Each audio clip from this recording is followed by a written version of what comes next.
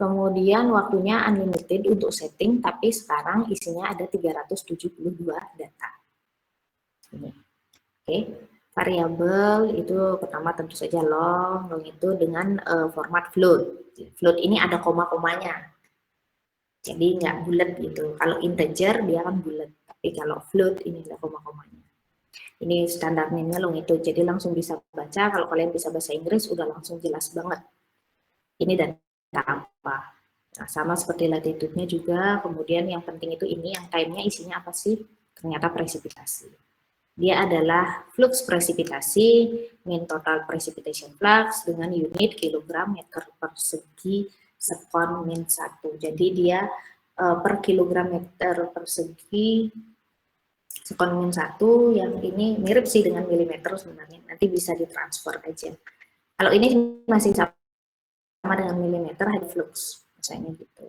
Tapi nanti bisa dicek lagi ya, bisa disesuaikan lagi ininya, apa tuh namanya, satuannya. Kemudian dia setiap waktu dia akan mengeluarkan data ini. Oke. Kemudian ada global attribute, yang ini atribut-atribut global yang biasanya sudah dikerjakan, atau misalnya ada history, contohnya ini pada Jumat pada 10 Maret itu ada yang pakai CDO. Jadi kalian pakai Climate Data Operator untuk melakukan sesuatu terhadap data ini gitu. Di sini CDO set aksis, jadi dia men-set aksisnya dari tahun 1970 tanggal 15 gitu, dan seterusnya gitu. Jadi dia ada pengesetan di sini, tapi nggak perlu diperdulikan. Nanti ketika misalnya kita menggunakan CDO gitu untuk mengelola data ini, itu nanti juga data hasil kelolaan kita itu perlu itu apa aja. Kalau dari kanan ini ya. Oke, itu untuk keterangan data. Bagaimana kita mau mengambil datanya kalau menggunakan ini Panoply? Nah, kita bisa klik aja 2 kali di sini. Ini karena dia datanya bukan data geografis untuk longitude latitude ini, dia cuma data satu garis aja. Itu kita bisa membuat horizontal line menggunakan latitude. Masuk, bentuknya akan seperti ini karena dia kan lurus aja kan latitude. Array-nya langsung di sini. Ini array-nya bisa diklik. Kemudian saya biasanya sih Ctrl C. Jadi ke copy di sini, kemudian saya masukkan V, keluar datanya di Excel.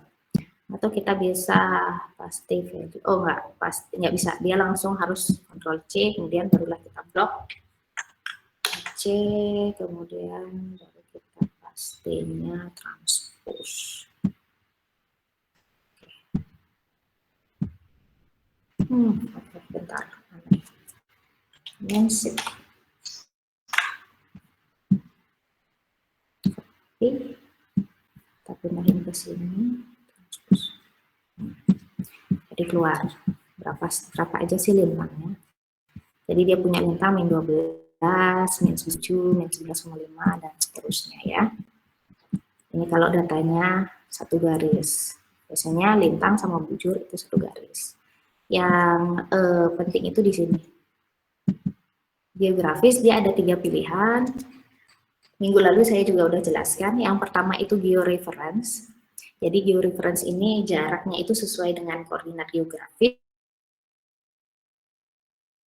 Yang ini 2D plot. 2D plot ini kayak grafik biasa ya.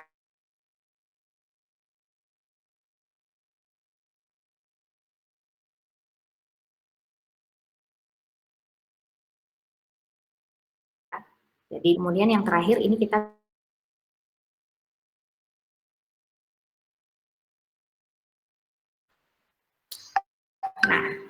yang georeference kita bisa lihat bahwa datanya cuma se-Indonesia ya di sini ya. Nah, dari sini kita bisa lihat di sini ada array.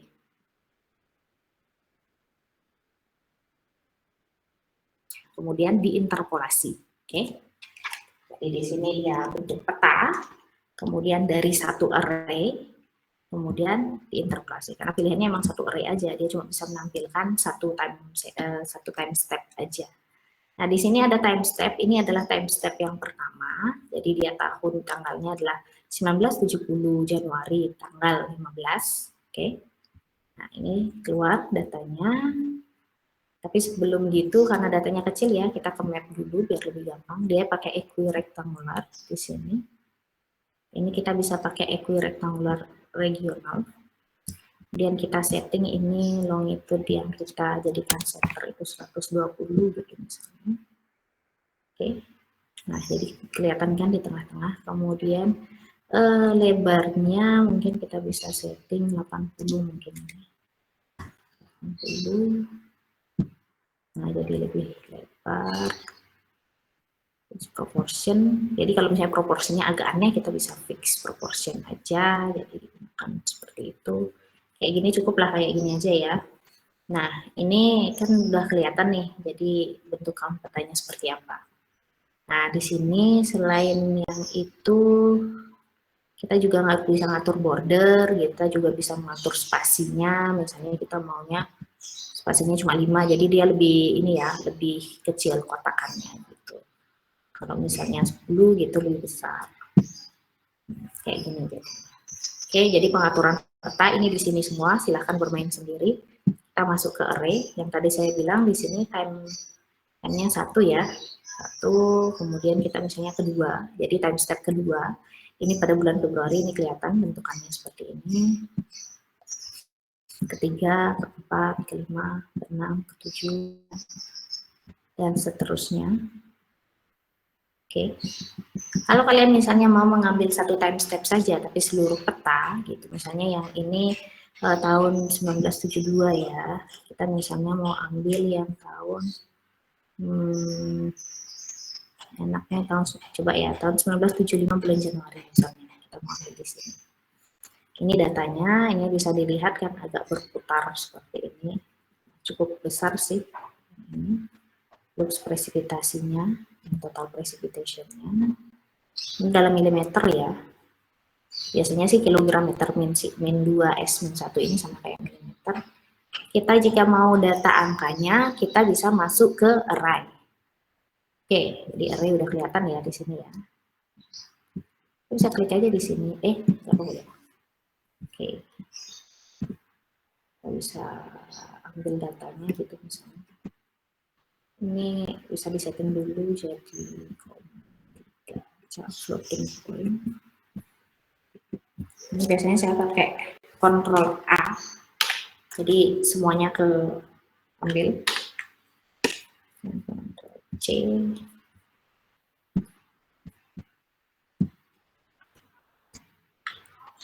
Kemudian Ctrl V. Nah, ini muncul. Tapi nanti longitude-nya diambil sendiri ya, jadi longitude-nya berbeda nanti ngambilnya. Kalian bisa ngambilnya itu yang dari garis yang tadi gitu. Nah, yang ini tadi sebelumnya saya udah ngambil yang latitude.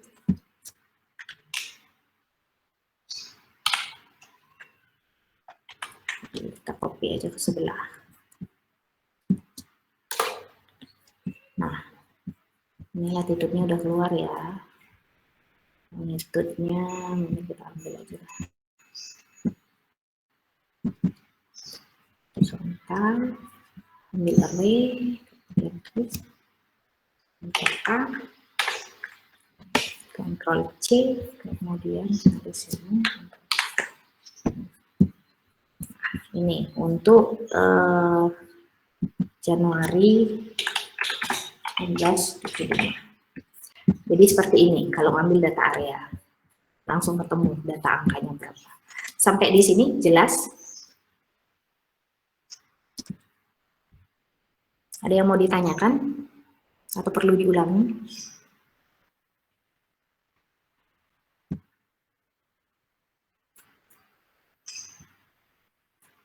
Ini emang enakan kalau kalian ini sih, ada di kampus, kemudian kita analisis bareng-bareng.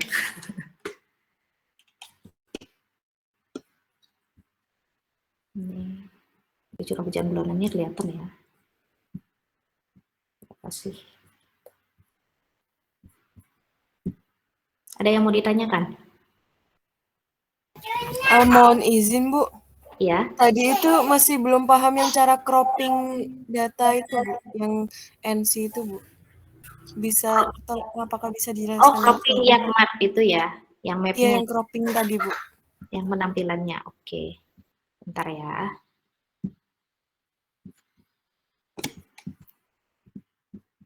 Nah, ini kan array tadi, kita masuk ke plot. Nah, plot ini kita masuk ke map ya. Mapnya ini adalah petanya. Jadi kita bisa pilih biasanya settingan utamanya itu di sini, equirectangular. Jadi semuanya lurus, garis-garis aja gitu. Nah, di sini pilihannya banyak banget ini. Kalian bisa coba satu-satu kalau memang mau gitu.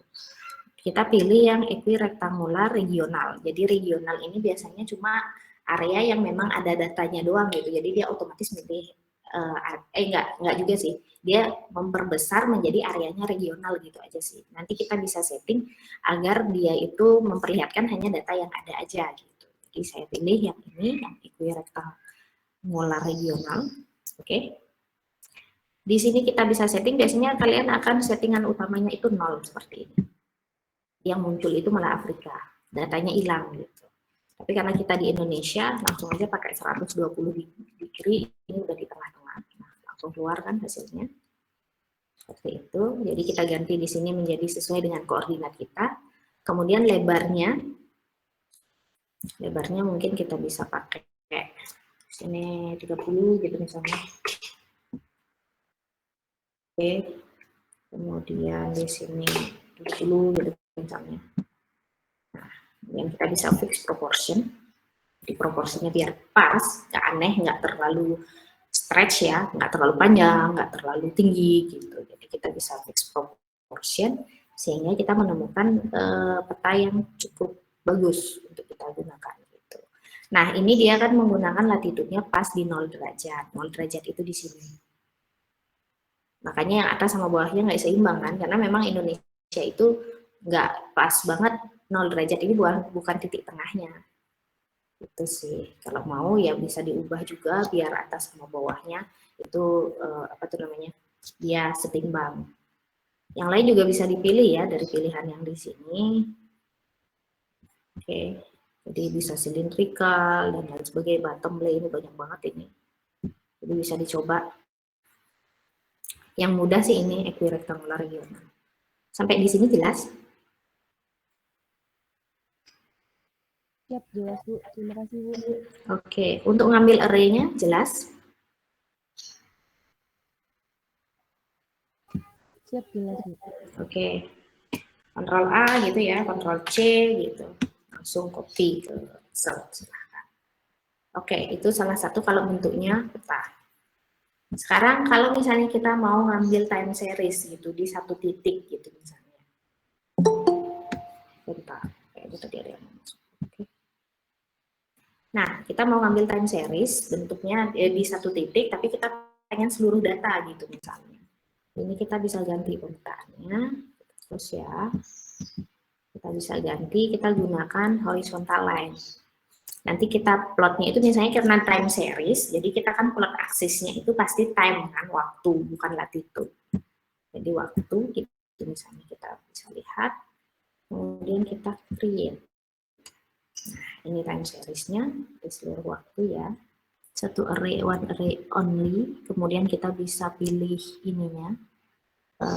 Ini kalau average berarti dia merata-rata seluruh data ini, data bujur. Jadi ini kan sepanjang lintang ini, di lintang ini seluruh bujurnya di rata-rata, kemudian jadinya seperti ini. Tapi kalau kita mau ngambil data satu titik, ya rata-rata ini harus kita hilangkan. Oke, kita bisa pilih ini. Jadi kita maunya misalnya kalau Bali kayaknya ini sama 120 sih, 120-an.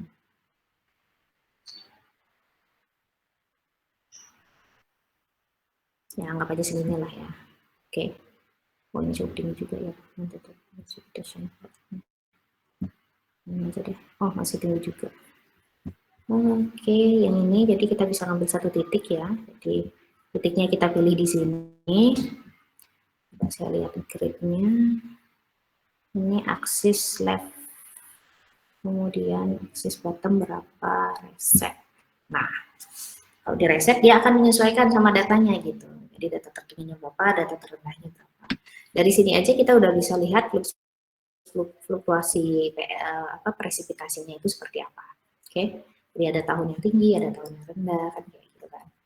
Yang kita ambil array-nya. Oke. Ini sejak 1970 Januari. Ya, seperti biasa, Ctrl A, Ctrl C, kemudian kita masukkan ke sini. Yang penting diingat ya tadi ininya, apa tuh namanya, loan-nya berapa, karena itu manual.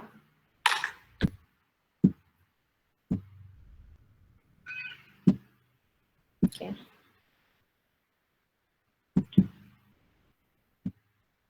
Nah, ini mungkin kita bisa tambahkan time gitu kan. Kemudian loan-nya berapa, platnya berapa, ini silahkan diingat sendiri gitu. Kalau kita lihat di sini kan longitude-nya ini kan 8,16, kayaknya sih nggak bisa di copy ya. Jadi nanti klik manual aja. Ini 1970 Januari.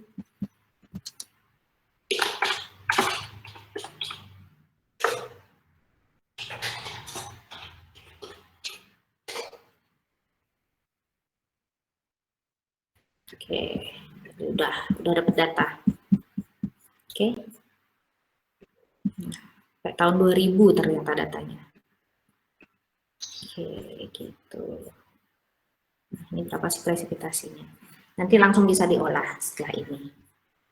Sampai di sini ada pertanyaan?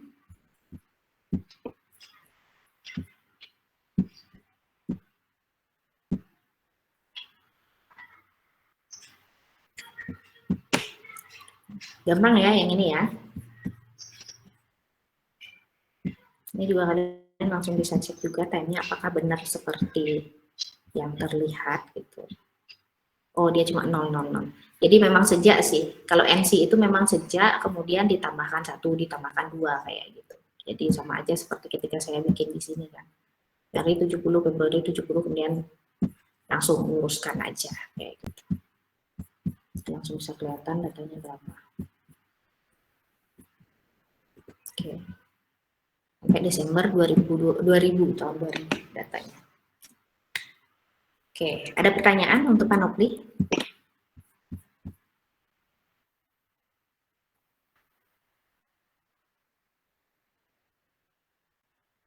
Siap belum, Bu? Oke.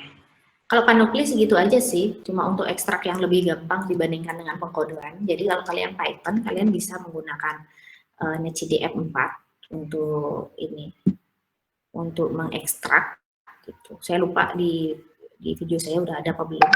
Tapi yang paling gampang mengekstrak sih ini, langsung masuk Excel aja. Oke, kalau ngambil satu titik aja gitu misalnya, cuma ngambil satu peta aja, itu bisa di sini. Oke, udah ya untuk Panoply. Yang berikutnya adalah CDO. Oke, jadi CDO ini saya minta tolong taruna saya sih untuk ngasih instalan pada Windows. Nah, oke. Jadi CDO ini nanti saya share. Ada apa tuh namanya? Ada instalasi zip-nya ya. Jadi ada instalasi zip, kemudian ada ininya, apa nih namanya? Ada cara installnya di Windows seperti apa. Kemudian harusnya ada satu lagi. Bentar, yang ini user guide satu lagi. Oke. User guide. Nanti user guide bisa juga dari online. Jadi user guide. Nah ini. Jadi dia dari Max Planck Gesellschaft ya. Ini dari Hamburg, Max Planck MPI for Meteorology, Max Planck Institute for Meteorology. Ini orangnya saya tahu nih, Wes White nih. Jadi ini adalah software yang sangat-sangat ringkas untuk mengelola data NC. Jadi kalau kalian misalnya cuma mau apa ya, rata-ratanya doang, rata-rata musimannya doang, seperti itu misalnya, ini gampang banget untuk digunakan. Kita bisa lihat kontennya apa aja dulu ya di CDO ya. Jadi yang pertama kompilasi dan instalasi. CDO ini biasanya diinstal di Linux atau Mac. gitu. Jadi lebih gampang kalau kita menggunakan Windows atau Mac, cuma ada caranya ketika menggunakan lewat Windows kayak gitu. Windows nanti kita bahas. Kemudian dia ada apa aja, operator, kita bisa lihat informasi. Yang pertama itu adalah informasi dari data tersebut seperti apa. Kemudian kita bisa mereplace data, jadi variabelnya kita ganti, kita masukkan lagi gitu misalnya, itu bisa. Kemudian kita bisa merge, jadi misalnya umumnya NC itu kan datanya di-download ya, jadi kadang dia tidak bareng gitu datanya. Misalnya data NOAA gitu, untuk harian dia buatnya data filenya itu per tahun. Jadi 91 tahunnya sendiri untuk data harian, 92 tahunnya sendiri, apa tuh filenya sendiri, kemudian 93 gitu kan filenya juga sendiri. Nah, sedangkan ketika kita ngolah, kan nggak make sense gitu kalau kita olah itu satu per satu gitu, habis waktunya. Kita bisa gunakan merge. Jadi ini, kita bisa menggabung dataset, atau misalnya datasetnya itu terlalu besar, kita nggak butuh semua data. Kita juga bisa punya split dari data tersebut gitu. Jadi kita bisa potong datanya sesuai dengan keinginan kita.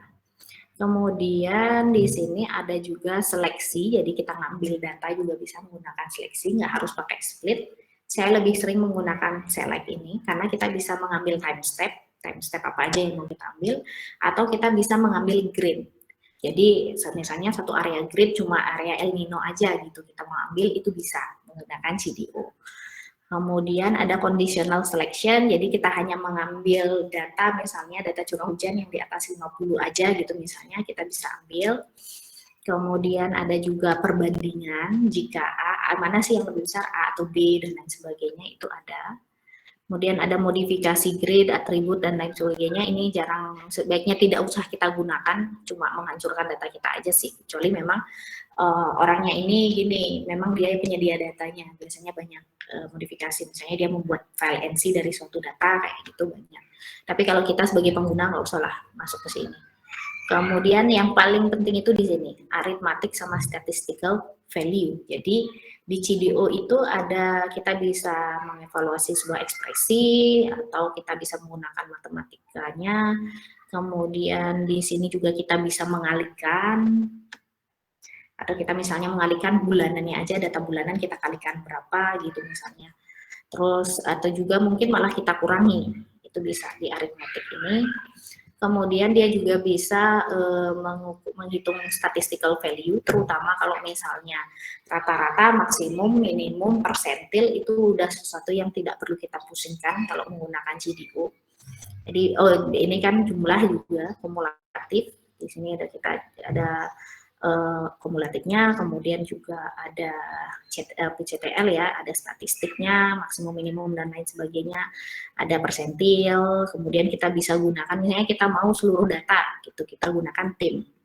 Kalau kita mau jaman gitu, datanya mungkin per menit gitu kan, kita maunya datanya jadi per jam gitu misalnya, bisa hour. Kemudian datanya per jam, kita mau jadikan datanya per jam atau per menit gitu, misalnya kita mau jadikan, saya maunya dia jadi daily gitu. Bisa D, gunakan D. Nah, kita punya data daily yang banyak, kita maunya dia bulanan jatuhnya. Kita bisa jadikan bulanan. Begitu juga dengan data tahunan. Atau kita bisa gunakan seasonal. Biasanya SEA ini jadi seasonal. Jadi musiman, biasanya DJF, kemudian MAM, JJA, dan SON. Gitu. Oke. Atau kita bisa langsung pakai ini, YD, PCTL gitu misalnya. Jadi seluruh tahun itu langsung dijadikan data harian, rata-rata tahunan kah, maksimum tahunan kah, dan lain sebagainya.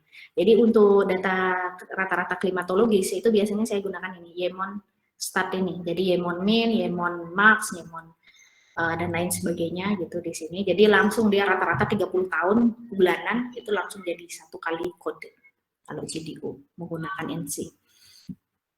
Kemudian ada juga korelasi, jadi dia kita bisa gunakan field correlation, jadi korelasikan grid antar grid gitu misalnya. Kemudian di sini juga ada korelasi time series, jadi time series tertentu dikorelasikan dengan time series lain gitu misalnya.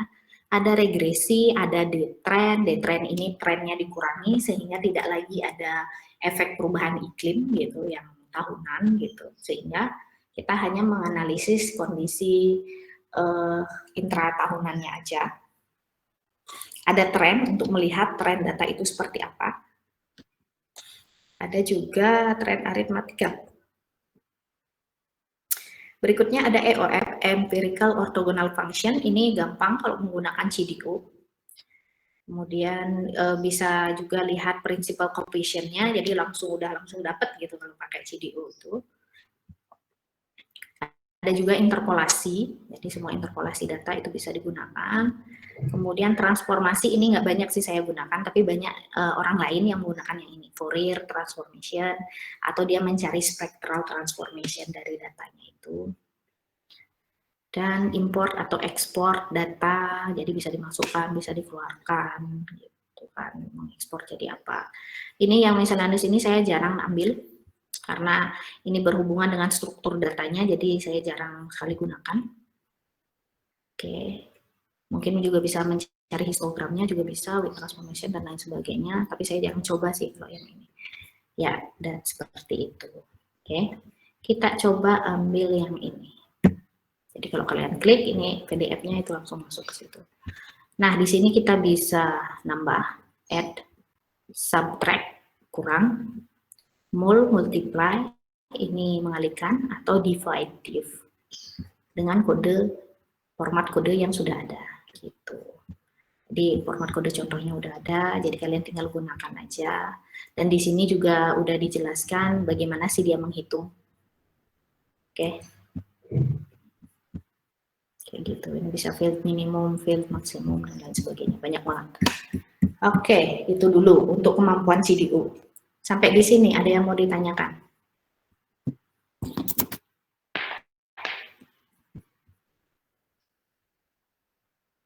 Oke, kalau nggak ada saya share dulu ya filenya, silahkan di-download. Bentar, saya share kemana sih? Saya share ke WA aja ya. Siap, Bu. Siap, Bu. Siap, Bu.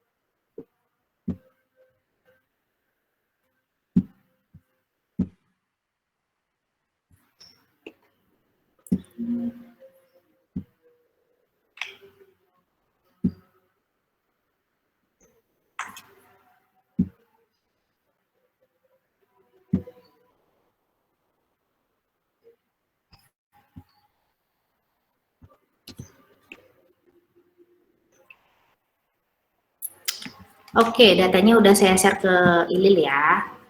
Silahkan di-share ke teman-temannya.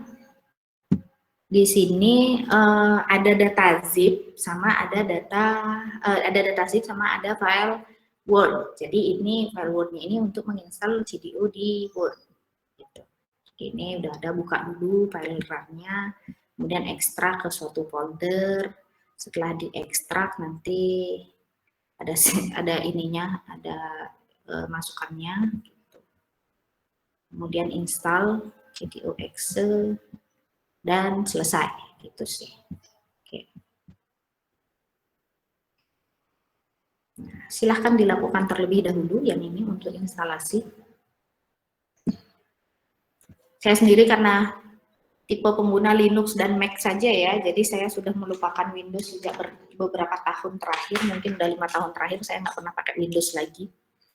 Sehingga mungkin agak berbeda gitu caranya. Jadi silahkan kalian install sesuai dengan ini dulu. Mudah-mudahan nggak ada masalah. Kalau misalnya ada masalah nanti ikutin aja dulu ya, cari solusinya nanti belakangan.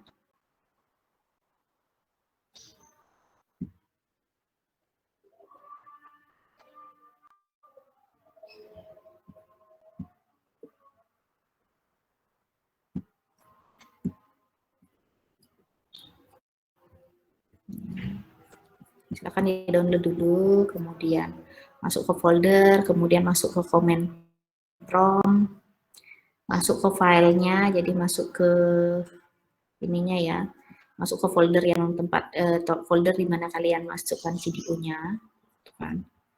Kemudian install CDU. Jadi di sini nanti kalau udah masuk ke folder CDU-nya, cdu.exe, enter gitu. Kayak gitu. Nanti dia menginstal sendiri, habis itu udah selesai.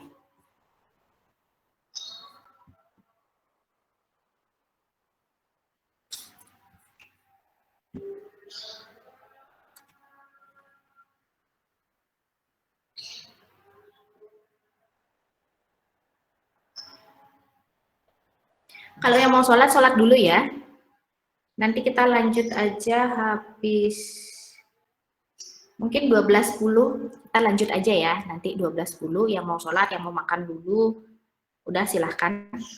Kita istirahat aja lah dulu. Atau mungkin 12.20 aja kita lanjutkan ya. Gimana? Siap, Bu. Baik, Bu. Siap, Bu. Siap, Bu. 12.20 ya. Oke, silahkan menyesuaikan ke ini ya, kegiatan masing-masing dulu. Nanti 12.20 kita di sini lagi. Jangan lupa diinstal, soalnya cuma sebentar sih installnya.